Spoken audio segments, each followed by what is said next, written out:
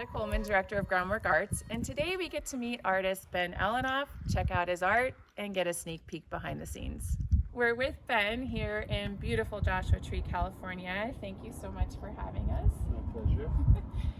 Ben, when I think of you as a sculptor, but you have a wide range of work. You make these huge outdoor installations of natural and discarded materials, and then you have some really large sculptures made of steel and wire, sometimes tabletop sculptures made of found objects, and recently some 2D pieces that are, I don't know if you call them prints or drawings? I call them rust prints. So in printing, I normally think of prints, you make multiples, but then there's something called a monoprint. So maybe it's a rust monoprint because they're one of a kind, each one. The one thing that seems to run through it all, it has to do with the environment. It's not by design. It's not planned. There's no agenda. I'm not trying to say something most of the time, once in a while. When did you first start making art? Mid-40s, and I had a little piece of wire in my hand. I was watching TV and I wasn't thinking about what I was doing, and then I looked down and I was like, wow, that's cool. And then people liked what I made and I was really shocked by that, and then sometimes they bought it and I was completely shocked. And why do you make art? It's therapeutic. It makes me feel good. I can't help but think about Alexander Calder and how he used wire to draw. He gave me the validation, the stamp of approval for play. So I was like, I'm not a serious artist, I just play. And then I saw this amazing, amazing, world famous, super successful artist.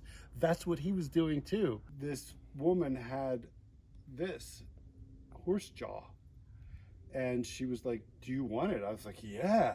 And then I was thinking about this hinge and how it's so like a hinge that exists in mechanical things. So I put an axle on the hinge and it all seemed to go together, which is pretty much how I make my art. It's intuitive. And the wind blew it over and the jaw broke.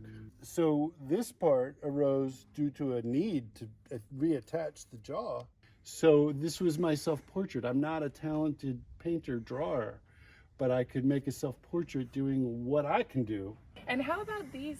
That's just the rust doing its thing. Okay. So one of the things I really like about the rust prints is that it's a combination of me controlling it and natural processes that I don't control. I wanted to try, instead of doing the rust print, which takes months to get that shape on the canvas, and watering and drying it out and watering and drying it out, I thought, what if I just put the rusty thing on the canvas?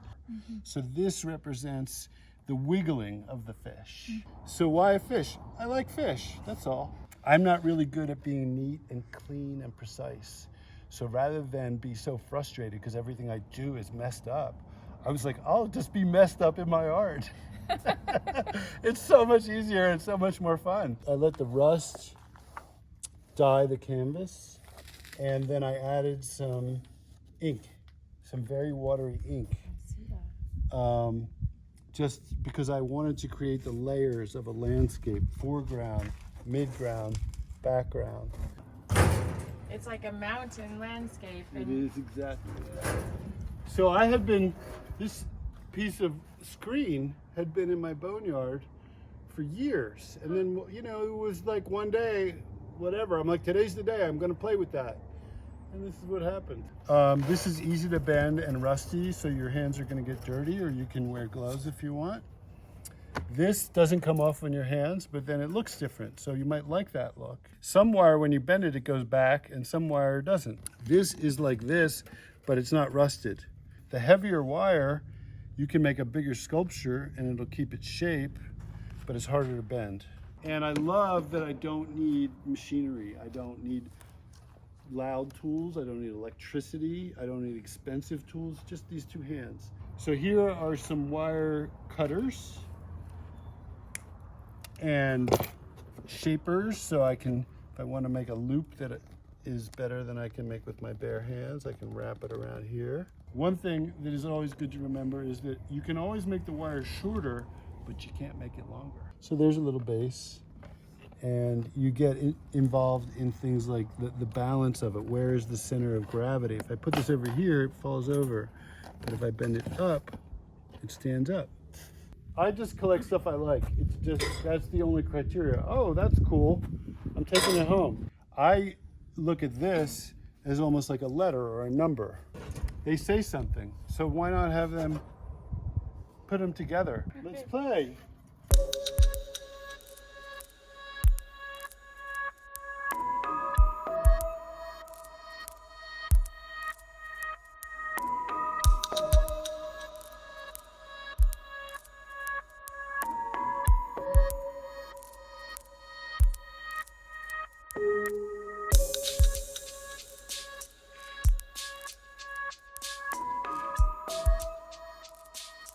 How fun is that? So if you were going to say one thing to a young artist or a new artist, what would it be? Don't try to be good. Just do your thing.